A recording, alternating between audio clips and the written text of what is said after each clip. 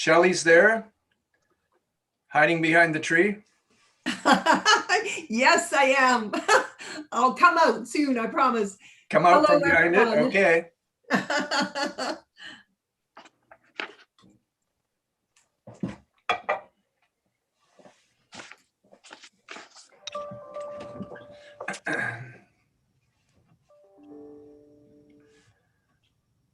Oh, there we go. Here I am. Hello. Is that the Appalachians behind you, or is that a picture from the top of the hump? It's our Alberni Valley, and I'm not quite sure where it was taken. I poached it from somebody. Well, it's a beauty. It is. I love it. Doug, I'm so sorry to hear that you're leaving us, but I'm happy for you. Thank you so much, Shelley. To be closer to where your home is, I guess. Hey. Yeah, you bet. It was an interesting opportunity for a few reasons, including that one. Yes. For sure. I'll Yeah, miss you. Bet. Yeah, thanks very much. I'm certainly going to miss all the people I work with now. That's for sure. Yeah. Well, and we're going to miss you. But... Well, in fact, I'm not going to stay for this meeting, Mike. I just wanted to take a moment to thanks for the work we've done together, and wish you good luck on this. I think it's a pretty optimistic time for this airport, that's for sure. And congratulate you all for your good work on the plan. Well, thanks, Doug. I'm sure we all appreciate that. But do I have a commitment from you that if we need you in the future, you're just a phone call away? You can always call Mike. Absolutely. It's Hotel California. You can check out but never leave. But you can never leave. Yeah. We have witnesses. We have witnesses to that. We sure appreciate your amazing work, Doug. Thank you so much. That's very kind of you. Yeah, thanks for everything, Douglas. Appreciate it. Thanks very much. Mark, nice to see you. Hey. And Wilfred, is that a picture of Henderson Lake in the background, or where is that? It's what used to be Henderson Lake. It's Ho-Chuckless Lake. Now we renamed it, right? Oh, okay. And how do you spell that name? I'll have to get the spelling to you. It's Ho-Chuckless, so yeah. Okay. I don't want to misspell it. And Jenny's speaking to us from somewhere, I don't know, beside a lake, somewhere in the interior. It looks sort of smoky in the background. And here, microphone's off, so who knows? But I'm in the North Shuswap. I'm very impressed with your detective skills. Yeah, well, I'm jealous that you're, somewhere else. You can get to another part of the world. That means you don't have the same responsibilities that I have, I guess. Goats and chickens. No goats. You can have the goats. They're good at, clearing brush and stuff. Natasha, nice to see you, or at least see your picture. Hi, how are you guys? I'm doing well, thank you. I'm sure everybody is. Okay, looks like we can get started, everybody. So welcome. I'd like to call the meeting to order and recognize that we are doing our work today throughout the Nuu-chah-nulth territories, and that this meeting is being recorded and live streamed via YouTube on our regional district website. We have an agenda in front of us. I'm assuming everybody's had a chance to have a look at that agenda. There are 7 items, including the question period. Any changes or additions that want to be made? Hearing none. Would somebody like to move approval of that agenda? Shelley, thank you very much. Is there a seconder? Bob, thank you. Anybody opposed? Okay, the motion is carried. Thank you. And we have our minutes from the last Airport Advisory Committee meeting, March 23rd, 2021. And Were there any errors or omissions or changes that need to be made? Seeing none, would someone like to move receipt of those minutes, please? So moved. Thank you, Wilfred. Is there a seconder? Shelley, thank you. Anybody opposed? Seeing none, the motion's carried. And there are some very significant motions there. But before we go into the motions, I just want to give a little bit of background to the committee. I managed to track down Jenny when she left the Valley and headed to Ontario. And it wasn't to escape us. I was worried about that. I wanted to talk with her about what our next steps were and how we could accomplish our next steps and plan for what our next meeting would be. And I said to her, well, on behalf of the committee, we've joined the committee. All of us have joined this committee because we want to do stuff. We want to contribute. And if we're not contributing, we don't want to meet just for the sake of meeting. So we had this $180,000 that had been announced from COVID recovery that's given to airports throughout BC. And we didn't have any plans for it. And so I said, well, how about if we figure out what we could do with those plans, with that $180,000? Because if we're going to accomplish some of the things that we set out in our visioning, it takes time, and time costs money. So come back to us with the proposal for what we can do. And so, Jenny, thank you very much for coming back to us with the proposal and spending that time that's necessary to actually formulate something. And looking at it, you've actually achieved some of the things that we had set out in the visioning. So congratulations. And you didn't spend all the money. So that's a good thing. Good for you. You can run, if you want to look after my budget too. Right now, the reason the door is closed behind me is because we're renovating a couple of bathrooms at once. And so it's, I'm I'm recognizing the cost of doing stuff. So the actual, there's a request for a decision. So I'm wondering, Jenny, before we open it up to members of the advisory committee, if you might want to give a little bit of background on the first one, the short-term implementation of strategic plans.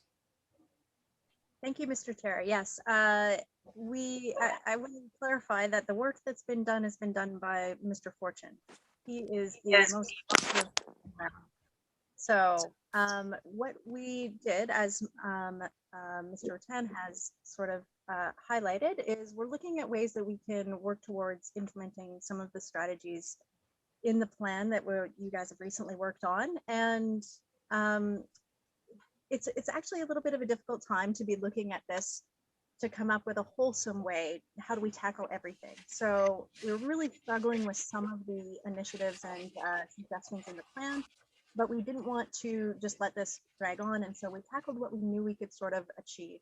And the items on the list as far as actions are directly from the plan. Some of them are a little indirect, like the lease rates review. However, that plan was very specific about the need to really look at the financial model and how we can make, how we can address that at the airport. So we feel this is a pretty good action plan as far as what we know we can look at doing in 2021, 2022, and 2023. We have that funding available, which allows us to basically cover operational costs, which gives us a little bit of flexibility to achieve other items. Some of the items in here, so we've got the grass landing strip, which has been completed. Mark will be speaking later in the meeting to the leak spot. We've already started looking at the internet and what we can do to basically provide high-speed internet at the airport to all of the leaseholders. and we should have They just have to change their meter. It'll take about 10 minutes. Sorry, Jenny, I'm having a hard time hearing you, but maybe it's just me. I'm not sure. There might be two things. I would suggest I'm getting interference, which may be some people not muted, or I might have a bad connection. So I'll keep going. Please do interrupt me if you can't, like if I'm chopping out. You seem clear, so I'm hoping that's not the case. So the other items coming down the list is the airport user fee establishment, and we have started that. Again, this is on the agenda. We'll speak more about it soon. We have a couple items, and I'm going to group them all together. One is we're hoping to look at maybe the fall 2021, summer and 2022, and then moving forward in 2023.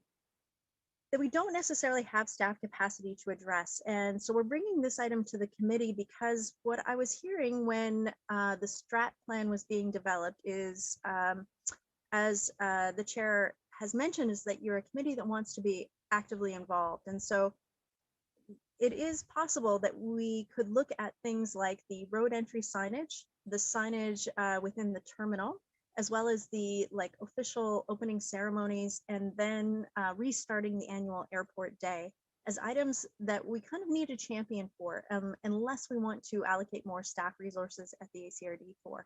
And we think that might be a good fit, and we might want to try if we could either create a subcommittee or if we could have a key person from the advisory committee who wants to be that champion and lead that with other leaseholders or other individuals.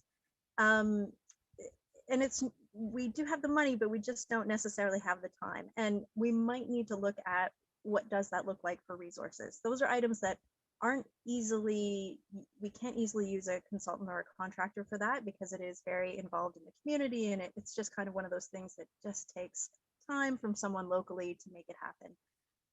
So I put those on the list with the within the comments saying, you know, we need a champion or a subcommittee or something to make that happen within the identified timeline.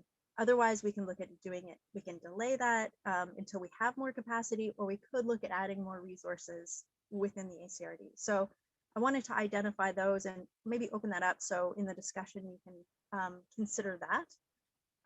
The other one, and again, we're going to talk more about this when we talk about the AMC fees and the bylaw, is the lease rate review, which we really do need to look at updating the lease rates at the airport. And then we are working on the long-term lease application process that really is going to have to get incorporated into our existing staff complement because of it being something that is involved in planning and community services. And we've started that process. We're working on a similar process at the Long Beach Airport. So it's probably going to be a little slow going, but we're working on that. And then we did set some money aside for a servicing plan. And so we would enlist a engineering consultant to look at what that looks like for water, sewer, roads, for those lot developments. So that's sort of an overview of the actual list of items. And I think I've sort of explained what the different components are. When it comes to the financing component and the recommendation, because the budget that we've adopted has set forward this operating budget, and we assume this much revenue and this much expenses, if we're going to vary from that within the 2021 year, we need to do a financial plan amendment just to meet our regulations. So regardless, we will have to amend the plan to receive the $180,000 in grants. And what I'm proposing, and we only really need to look at 2021 because we will be working with the advisory committee on the 2022 and next 5-year plan budget. So we'll revisit this, and at that time we might have a few other items that might be good ideas to address. So we're looking at adding an additional cost of $60,000 in 2021. It might be less than that in practice, but based on our estimates today, we think that if we put that in our operating expenses and then we add in the $180,000 for our revenues, that should cover us for the rest of the year.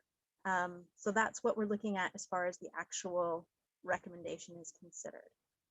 I think that covers off most of the essence of the report, and if there's any questions, I'd be happy to answer them.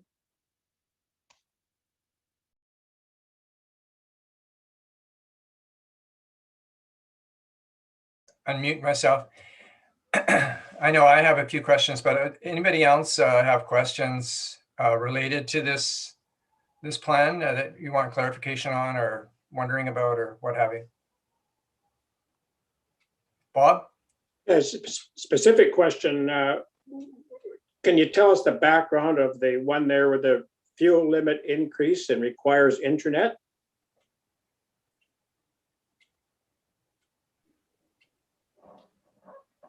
I can speak to that. Mark, go ahead. Through the chair. Yes, our current system is set up on a dial-up program, and it only allows us to do a maximum of $500 per purchase. The internet or an optic high-speed link will allow unlimited purchases as to the cardholder's limit. So right now, because we're on a dial-up system, it's $500, and you have to repeat that over and over again. So when the Coulson Group or a business jet comes in, they have to do 4 or 5 reboots of the system. Where with the high-speed internet coming in, we will be able to just do a one fuel shot at, say, $2,000. Okay, are there other people out there, Coulson and others, who have high-speed internet available? Coulson, I believe Coulson has a old high-speed network, which is secure. And we're looking at putting in a brand new optic high-speed line into the airport terminal, and also the associated leaseholders would be able to access that as well. Okay, thank you. Mark, just a quick question on that. If we did it, the optic, can we, a fiber optic one, can we somehow partner with, say, TELUS on that one and get a contribution from them or a special price on that because it's public infrastructure? Or so what's ongoing right now, we're looking at how many possible new clients TELUS would have with that connection. And depending on the number we come up with, depends on the price for installing that service. So if it was just one client, it would be a fairly high price. But if they can bring in, say, 15 clients on that same line, it could be a price reduction for us. I don't have those figures at hand at the moment. Okay, if you're interested, I can send you the contact person in TELUS, someone you would negotiate with on that particular service. And I've got George Rose is working on that as we speak. Okay, perfect. Thank you. Anybody else have questions on it? Penny? I'm muted. Okay. Yeah. So I've just talked with TELUS. They've been reaching out to me as well. And I talked to them about some potential developments out at Sprout Lake. So they are aware, and they are doing a bunch of investigating as to fiber service for our area, and are aware of potential developments that are happening. So there is an increase. And when I talked to them, I did mention the airport. So and the investment that the community has made there. So also the community hall is looking at bringing in some kind of coverage as well for Wi-Fi. So close vicinity. And when I find out anything there, I'll pass it on to the regional district. That's it. Thanks. Okay, thank you. Bob, go ahead. Yeah, I just in the summary comment saying that I'm very much in favor of doing whatever we can in priority to improve the airport facilities. So that includes like internet service to the fuel pumps and to the terminal buildings for pilots for flight planning and information and that kind of stuff. And I noticed a number of things there have been completed, the grass landing strip, the lease lot plan and that. And I think that's great. Do the stuff that helps the airport. And that's what will attract and retain tenants and airplanes landing and that kind of stuff. You know, a sign out on the highway saying this is the airport. I mean, it's nice, but what's it intended to do? Is it really going to raise our revenues or just create awareness? So it's not as high as priority as items at the airport. That's my point. Yeah, Mark and Jenny, I really want to thank you and acknowledge your initiative on this, to not only have the time and the opportunity to put it together, but to get some of it already done is great. I'm really impressed, so thank you. Just a question, and I may have missed it, but in the terms of the fuel limit increases,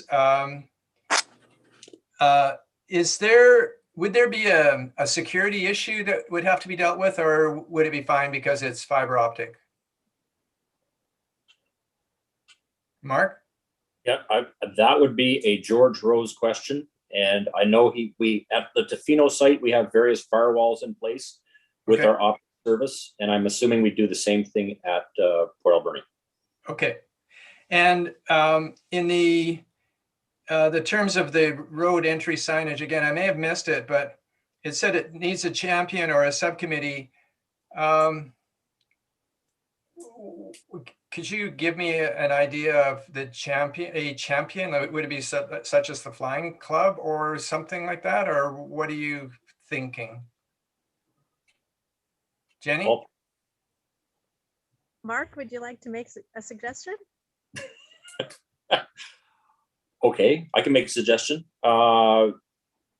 It would be a great opportunity for maybe the advisory committee to take that on as a subgroup to come up with an improved signage plan for both signs. So we've got the airport sign on the highway, which at the moment only has signage on one side, and also the airport sign as you arrive at the airport. Both of those signs should be reviewed and updated.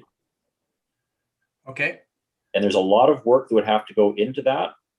And it would be a great project if the advisory or portion of it could take that on. Okay, I can see Penny offering to do that right now. Mr. Chair. Go ahead, Penny, I'm just kidding. Go ahead. Well, I wouldn't mind assisting, but I really think that there should be First Nations inclusion here.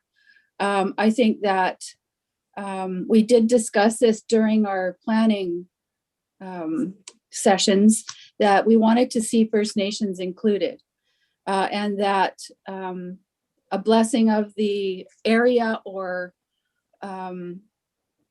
some kind of a acknowledgement from First Nations, I think is really needed here. We want to be good neighbors and partners in this land, and I think that's definitely a good step in the right direction. So I know that there's a sign that goes to Great Central Lake that the Hoopachesit worked with regional district on getting that together, putting it together, and it's got First Nations name on there. And yeah, I think that really needs to be a part of the signage. Thanks. Okay, thank you. Brandy or Natasha, you want to comment? Sure. Thank you. Thank you so much. I agree. I would like to see both nations up front during the, I guess you could say, the reopening. And I would extend the invitation to council and bring it to the table to offer that opportunity for us to be there. True. Thanks, Natasha. Brandy, any comment? I know definitely we will be there for the opening. We'll probably have a welcome, and we'll probably try and team up with Sashat to do it together. Okay. It's great, and I've got exclamation marks beside that one because that celebration is so important. We've got a bit of time to prepare for it. In fact, a whole year, and we know that there's a bit of money set aside to support it. So that's great. The signage needs to say what we want it to say and represent what we want it to represent. So it's great. Bob, question, comment? A comment that I don't see many people from the committee leaping forward to be the champion. There's people offering to help, which is great, not to be the champion. So I'm going to suggest that we look to an outsider, and I'll be specific and suggest Bill Collette from the Chamber of Commerce be contracted to headline these projects up, the road entry signage, the terminal signage, and the whole terminal itself, and see if he can plan an airport annual airport day and seek input from First Nations in the area and the group and the regional district. Any comment? Because I actually view that differently. Shelley? Not specifically on Bob's suggestion, but just it's a wild out there blue sky thought. And I'm just going to put it out there. I was sort of thinking a little bit broader than an airport day. I was thinking about working with stakeholders to have a regional transportation day. And I guess I'm thinking, you know, of the Port Authority. I'm thinking of the railroad station. I'm not sure what's happening with that. I was thinking, you know, involve the airport. I was thinking, you know, maybe there's some sort of other marine thing we could have in there with the rescue. We have an amazing rescue, West Coast or Canadian Marine Rescue Center here. I was just thinking a bit of a theme with some stakeholders where there could be multiple venues, and we could work with a committee of stakeholders to sort of feature transportation in the Valley. And I absolutely, of course, am absolutely on board with you know, First Nations, Indigenous nations being front and center and being involved. But I think we could potentially look at other sort of transportation modes as well. Just a thought. It may be too big, but Penny? Thank you. I love that idea, but I think that right now, because we haven't had an opening for our airport, we need to focus on that. But I love that idea going forward for the airport day. I hate to take away from anyone, but any one celebration or activity. We don't have that big of a community that we can spread out that far, but maybe over a week or something where people could do all these different activities. But I really want to focus. We were talking about signage. And I think that working with First Nations, I'm not sure if staff can take that on as an just to get a meeting happening so that we could invite stakeholders and get their input for signage. I know that Jolene Dick had a big part in the Great Central Lake sign as well as Russell Dyson. So I like the idea of including the tenants out at the airport to get some of their input as to what they'd like to see for signage. You know, maybe they need advertising of what they're doing on this sign. I think it needs to be a collective effort rather than give it to Chamber of Commerce or whatever. I don't really think that they are particularly focused on the airport. So definitely they could be a player though. There might be opportunity for advertising for local businesses that would be airport related. There's all kinds of opportunities. So yeah, I would like to be a part of that. I have done a lot of advertising and that type of activity in the past. So yeah, and there's an opportunity there for partnerships where we could charge. So well, and you know, everybody on this committee is a leader in their own right.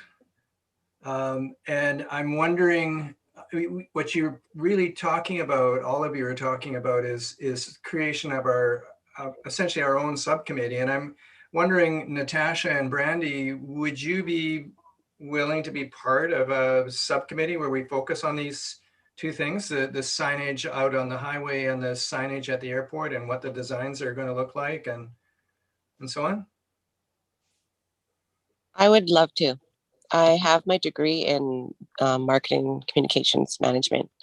I would love to be part of this. Awesome. Brandy? Sure, as long as I don't have to actually design anything and just have input. Sounds good.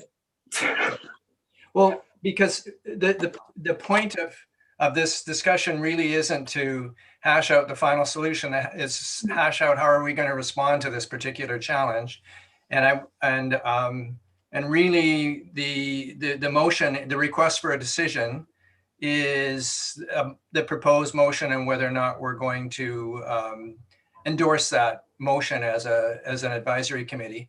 But tangential to that, we've also solved this other problem, which is, okay, well, we can form our own subcommittee, and I will offer to pull it together as the chair of this group. And not that I'm chairing that committee, just that subcommittee, just that I will offer to pull it together.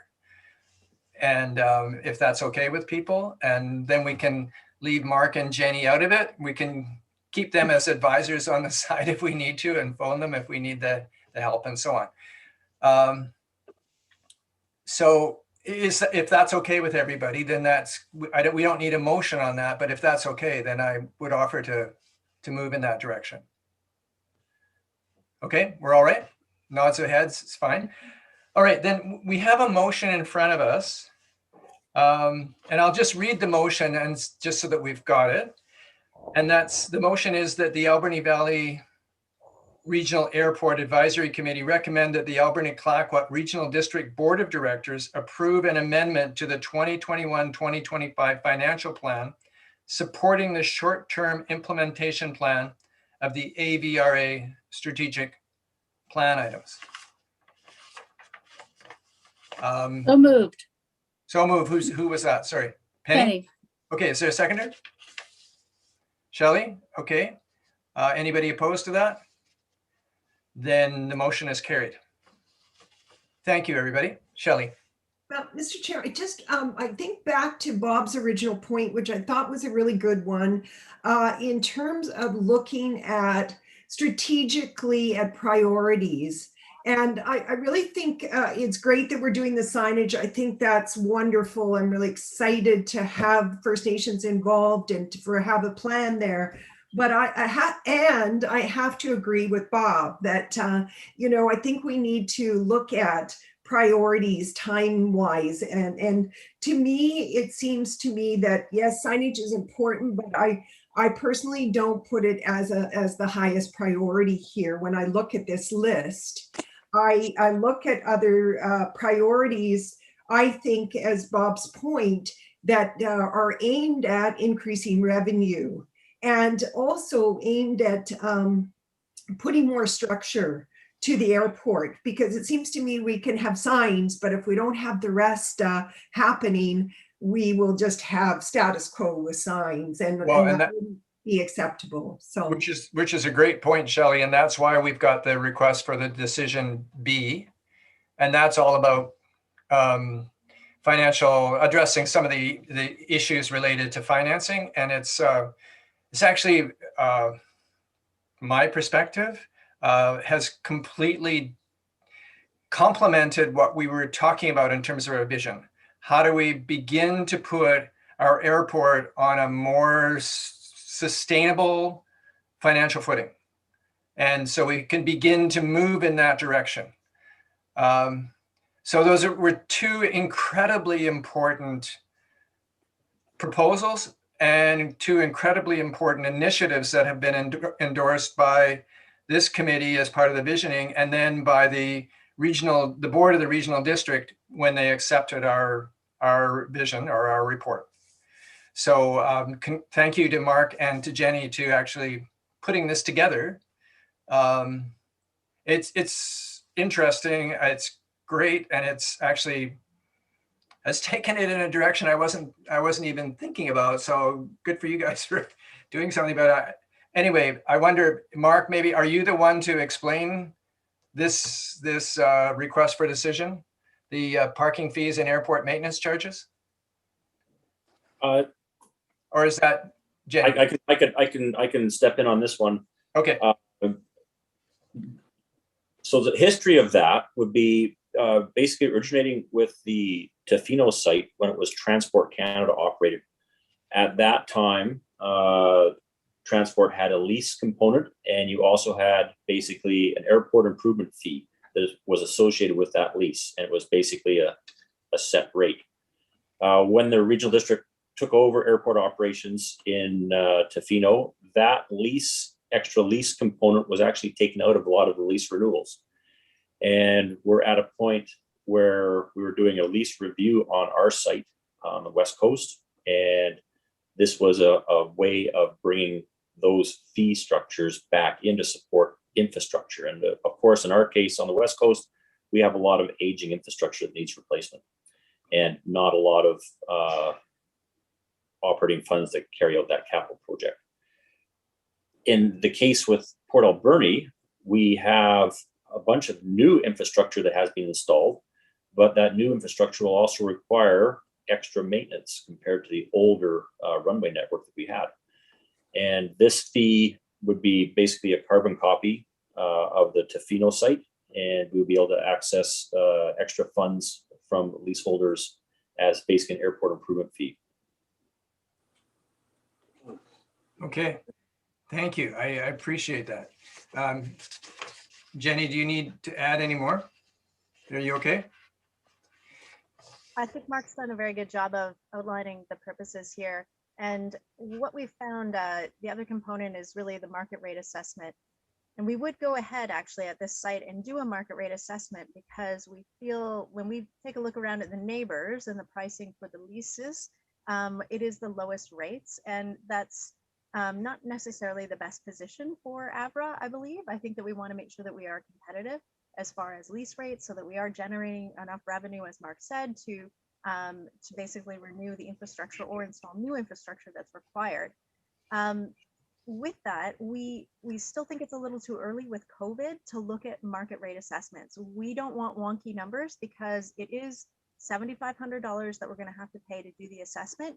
So, and we only want it, we'll do it typically every 5 years.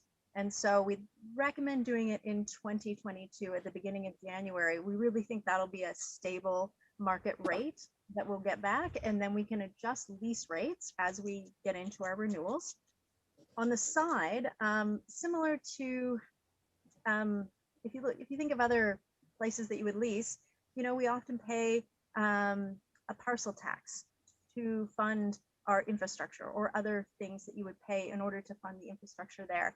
This is kind of a similar concept when it comes to it's just another financing mechanism in order to generate the revenue to provide the services that provides the benefit to the leaseholder. So yeah, I think that's pretty much everything. And then we do have the parking fees that will also be implemented. When talking about the landing fees, we don't have capacity to just track and enforce landing fees. So we feel that's not an appropriate financial tool at the AVRA airport, but we do think that parking fees would be relevant and appropriate at this site. Yeah, so the person monitoring the parking will be the caretaker out there, right? Total of approximately $9,000 in increased annual income. And yeah, the minimum of $300 increase. So then, for example, if you were the Alberni Valley Community Forest, instead of $367.50, it would be $667.50 on an annual basis in terms of the cost, right? That is correct. Yeah, and when I know that they gave the city a couple $1 million a couple of years ago as part of the dividends, you know, it's not that they wouldn't have that kind of money. They would have the money. It's just sharing it with the airport where they're based. Okay. Thank you. I appreciate that. Financing mechanism supports the strategic plan for establishing appropriate capital reserves. So it fits into, you know, that sort of guidance that has been provided by the board of the regional district makes sense. And I think probably the general public out there that is helping to finance the $8 million would look on it and say, okay, well, those guys are trying their best to increase revenue and get onto a more financially stable footing and what have you. So probably there would be some, not opposition for sure. Okay, comments, anybody? Shelley?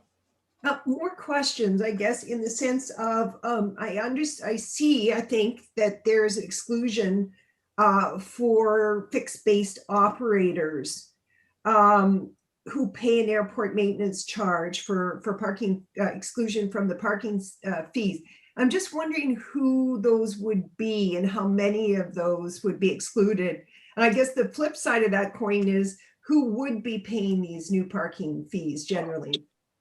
Mark, you Yeah. want to explain? Yep, through the chair. So we're basing our system on what we already have operating on the West Coast. And for example, Tofino Airlines or Atleo Air that have lease holdings on the airfield, they're classified as a based operator. They come and go. We have landing fees on the West Coast as well. They come and go as many times as they want. They can park their aircraft on the airfield. They don't pay a parking fee and they don't pay a landing fee on the site.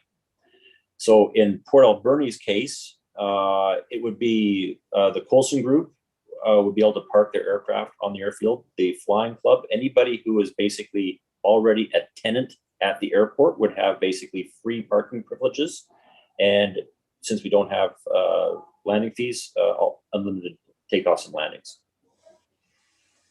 So what we're looking at from the caretaker standpoint is we're looking at overnight stays at Port Alberni. So we would be targeting overnight stays for interior aircraft or non-based aircraft, and be looking at recouping fees for overnight stays. That makes sense. At Tofino, we run basically a 6-hour free spell. So if you're on the field for under 6 hours, you don't get charged a fee. If you are on the field over 6 hours, you get charged a day rate.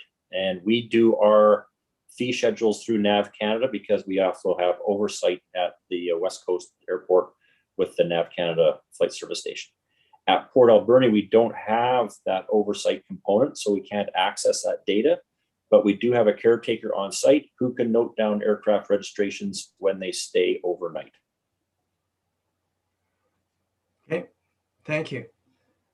Any other comments, questions? All right, then we have a motion, which is that the AVRA Advisory Committee recommend that the Alberni Clayoquot Regional District Board of Directors approve adoption of bylaw R1035, Alberni Valley Regional Airport Fees and Charges Bylaw 2021 to establish airport maintenance charges and parking fees at the Alberni Valley Regional Airport effective September 1st, 2021. Anybody care to make the motion? Penny? Yes. Seconder, Shelley? Anybody opposed? It's carried. Thank you so much. Now we have one last major item, and that's the AVRA lease expansion. And that's a very interesting process. And this is the one that we talked about it in our visioning, but you guys have, good for you. Congratulations for actually going with it and spending 1.5 million plus $360,000 to make it happen. So much easier when it's somebody else's money, isn't it? So Mark, do you want to explain it? Because it's fascinating. It's definitely a way to you're proposing a way for us to consider to access part of the property that isn't actually attached to the airport itself. So it's absolutely fascinating. I'm sure you've seen it elsewhere, but it's great, fascinating. Go ahead. Hey, Mr. Chair, I'll speak on this. If everybody could go to page 14, that gives you an overview of the proposal. And I have to admit, we were working on this before the advisory was even incepted. So this has been ongoing. We may have just got a little bit of a jump start when the review came into play. So if everybody's on page 14, you can see our airport apron area. You can see a 737 tail hanging over lease lot number 12. And currently we have 3 lease lots held as airport reserve. And they are right where that new taxiway comes in off taxiway Bravo. So between basically lease lot 11 and lease lot 14 and also lease lot 13 are held at the moment as airport reserve. So we're not allowing those to be leased out. The only lease lot we have left on the field that's available is lease lot 15, right beside the road. So we knew we were going to be in a bit of a crunch because one of the operational components is we want to be able to advertise the site for future development. And at the moment, we only have 1 lease lot available. And I actually have 2 groups looking at that right now. So I don't know how long that will remain available. So if we want to expand after reviewing the site, if you think of Port Alberni's airport, it's basically built in a bowl. It's built in a bowl. That taxiway, the new taxiway that's described coming off Bravo, is basically the bottom of the bowl. So the natural topography starts to climb in both directions off that taxiway. So that's our low point. And it also coincided with the lease lot locations. And by us coming across the road into what used to be the drag race parking lot area, it allows us to put in a staged approach to development. So we can go up to, we're looking at a phase 1 at the moment with basically non-airside lots, but with airside access. So you may have seen this at other airports. Basically, Vancouver International was one of them, south side. They had an airport crossing over the main road for aircraft to taxi back and forth. And that's what we would propose with this setup, would be basically railway gates would cross the road as an aircraft would be taxiing back and forth to access the main portion of the runway network. So it is a bit bold in that respect, but what it does, it allows us to access airside traffic to the non-airside portion of the property. Phase 1 has a certain amount of lots, and this is just hypothetical at the moment, but we could basically duplicate that same size. We could have up to 20 new lease lots on the basically south side of Airport Road. Now, to have all of those lease lots be subscribed to aviation use is maybe a far-fetched component, maybe in the next 10, 15 years. But depending on how our discussions go with FLNRO and if a decision gets made on how we can actually utilize the airport lands to support airport activities, we could maybe see some of these lease lots be used for non-aviation related uses. So that's another component of this whole process moving forward. But it's a unique opportunity that we have, and we have the landmass to actually make this happen. But as Mike said, there would be a cost involved with this. But I think if we have this plan in our back pocket moving forward, we could look for opportunities and grant funding opportunities to maybe try and bring this to fruition, basically. Do grants come available for that sort of thing? Like, I don't know, maybe through the federal government of some description, or? Post-COVID, I honestly don't know what the future for grant opportunities is going to look like. This is the kind of project where we can break it into smaller pieces and just gnaw away at it as well within our current constraints. But I think we should be able to access something through Western Economic Development. Maybe iced tea, it's hard to say. Okay. Yeah, iced tea is definitely a possible one. And, you know, who knows when they're going to run out of money. Yeah, They got another $10 million, I think, a few years ago. So hopefully they've still got a lot of that.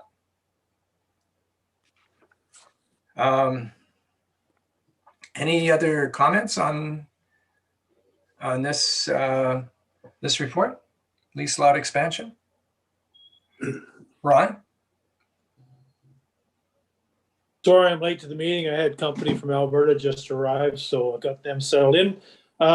Just a thought that on the lease development, an option might be for marketing and build to suit and actually pre-sell the lease lots and develop them as cash comes available. I know they do that in the private sector a bit, and just it might be an option for development rather than relying on grants and stuff. Just throw that out there. But in order to access those lots, I think, don't we need whatever, $450,000 in $2021? What I was saying is you could finance that in part by pre-selling the lots. Oh, I see. So if you pre-sold lots and stuff, you could probably have $1 million in the bank. But it's just a thought. Mark, go ahead. Under our Crown grant, we would not be able to sell the lot per se to raise capital that way. We would still have to retain it on a long-term lease. So I understand where it wants to go, but I don't think we can get there with that format. Okay. Penny? Thanks. So we've discussed the short-term plans, and I think that we should have some kind of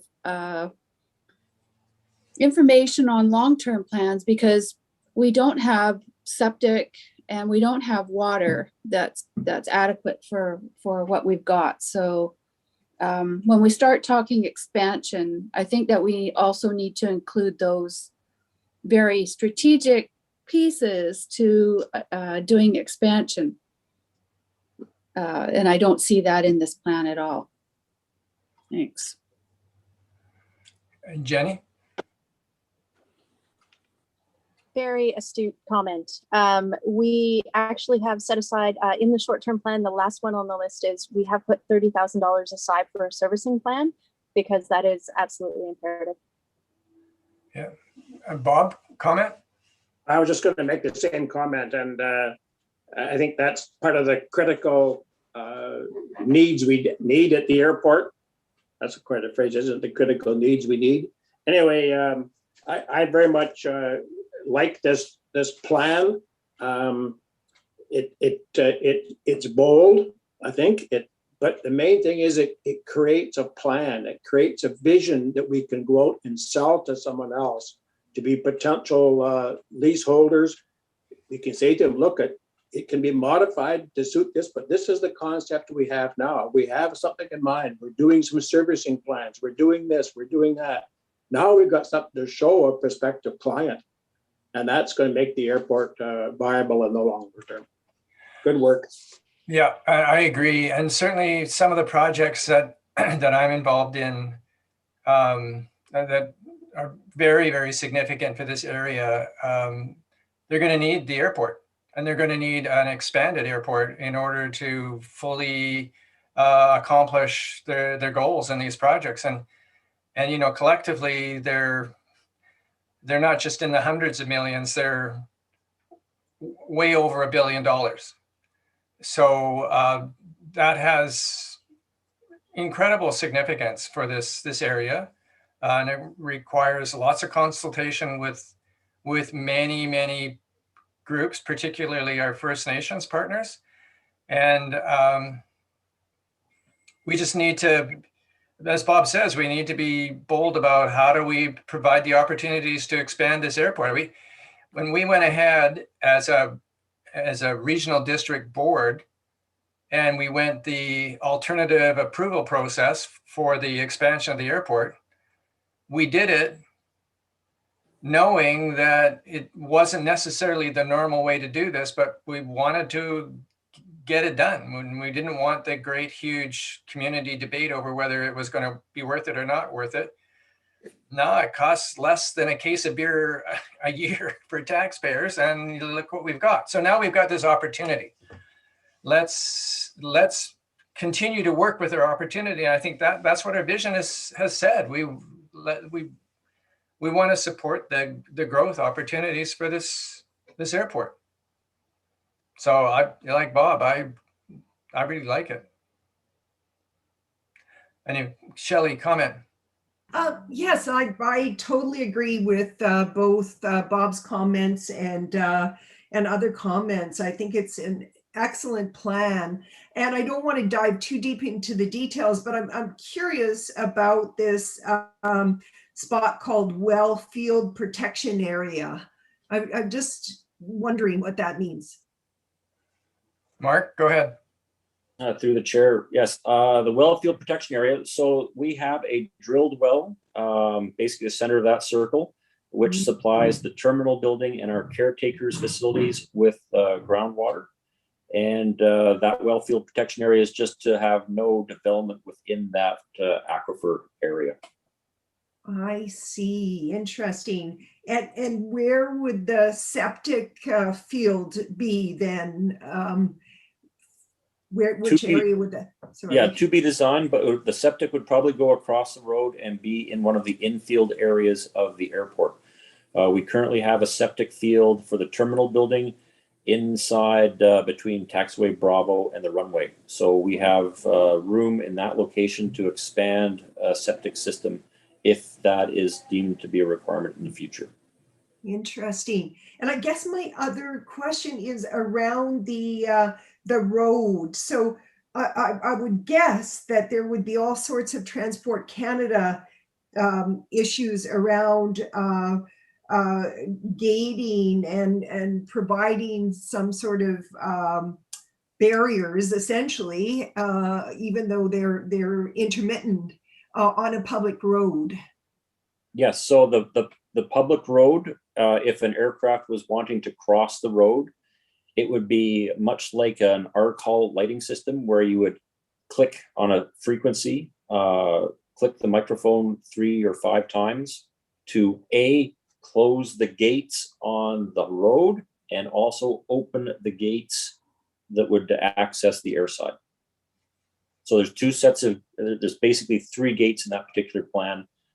2 crossing the road, just like you'd have at a railway crossing to stop vehicular traffic.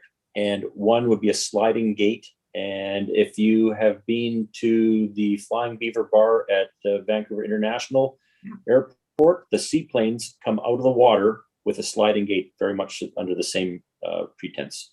They do. Yes, I see. And when you're in the aircraft, you wouldn't do that from the aircraft. It would be done. You would do that from the aircraft. The pilot would have control of those crossing gates. I see, just like on some landing fields where you can actually click on the landing lights below, like in Pitt Meadows or somewhere like that. And you can do that at this airport as well. Ah, good. Excellent. Yeah. Wow, I'm liking it. That's great. The other issue there is, and it's highlighted in pink, is basically the current hydro and communication lines would have to go underground at that particular location. So that's a rather expensive component, but that's to allow for aircraft to go back and forth with tail heights not being an issue. Okay, thank you, everybody. Shelley, do you want to make the motion to receive the report? I'd be excited to do that. I will make the motion to receive the report. Is there a seconder? Ron, thank you, Penny. Anybody opposed? Then the motion has been carried. Thank you very much. Is there any late business? And Ron, I said late business, not late person. Yeah, no. Ronnie come lately, I'm called. I'm just teasing you. Family comes first. Go ahead. Just a thought that's been in my head, and I know that we're at or beyond capacity on our lease lots and stuff, but you know, for the uninitiated, me, I would love to participate with this group on a tour of the airport lands, a controlled tour, Mark. Don't worry, we won't be like chickens running all over the place.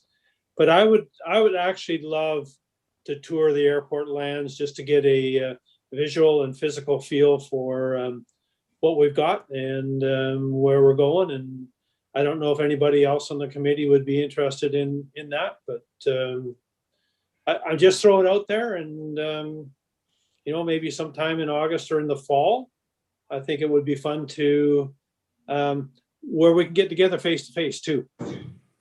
And I can hug Shelley. I can hardly wait. Anyway, I just throw it out there for food for thought, and if anybody might be interested, I would love to just walk the grounds, and Mark, you could be our tour guide, and I'm sure we would come out of there far more knowledgeable. Penny, go ahead. Thank you. I'd like to, I agree, it'd be really good to go out and have another tour of the airport. But I'd also like to actually have a meeting with the terminal tenants, and just to get a feel for what they've got on, you know, on their plates right now, and where they would like to see the airport go. I always find that people who live in a situation actually have good insight and good suggestions. So I wouldn't mind having a meeting with the tenants as well, just to meet and greet kind of thing. No real agenda. Thanks. Okay.